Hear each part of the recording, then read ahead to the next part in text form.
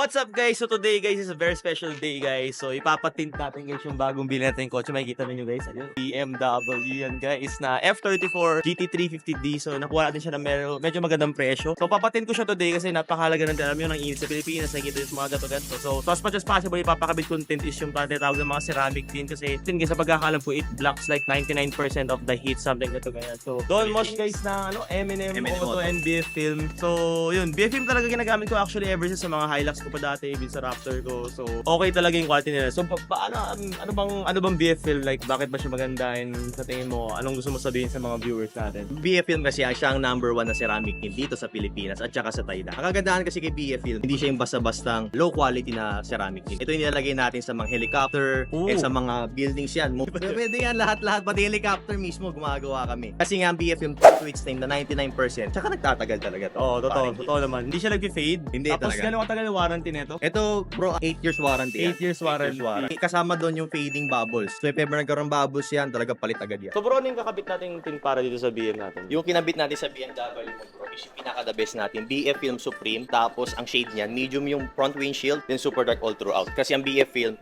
clear from the inside, tas dark from the outside. So with clear from the inside, dark from the outside. Yeah. So ganun siya talaga kalinaw, no? Oo. Experience ko naman, grabe, sobrang linaw talaga kahit sa gabi, linaw talaga. Pero bakit hindi suggested na mag super dark sa harap? Kaya di ko sinuggest muna sa'yo, bro, na i-super dark to kasi nga, tinake note ko yung May grado ka, bro. So, gusto just ko, to be safe lang. just to be safe. Tsaka gusto ko talaga ma-enjoy mo yung driving experience. Pero guys, ito sa tin talagang nag-invest din talaga ako kasi ang init talaga sa Pilipinas. Especially sa BM, medyo sensitive yung mga parts sa loob, yung mga plastic niya medyo lumalambot siya. Lalo sa dashboard talaga. Lumalambot talaga siya. So, kailangan talaga maayos sa tint, yung heat rejection maganda. So, BFL naman, pangatlong kotse siguro to sa BF. So, sobrang solid naman. So, Talaga special din talaga. SRP kasi natin dito for sedan nasa 23.5, then for SUV 29,000. sa mga ganitong klaseng large sedan tong actually sa akin. So, 23.5 to. 23.5. Ano mga mode of payment sa inyo pwede? Like, For mode of payment, lahat tinatanggap namin. Cash, GCash, bank transfer. Then for card, we accept credit cards, debit cards. For installment naman, we accept Metro Banks up to 36 months. Wow, 36. Ganun katagal. So, 0% yun? 0% yun. Wow, yun lang. Again guys, thank you bro so much. Thank you. Tingnan natin mamaya Kuya ito. Jay. Let's go. Bye-bye!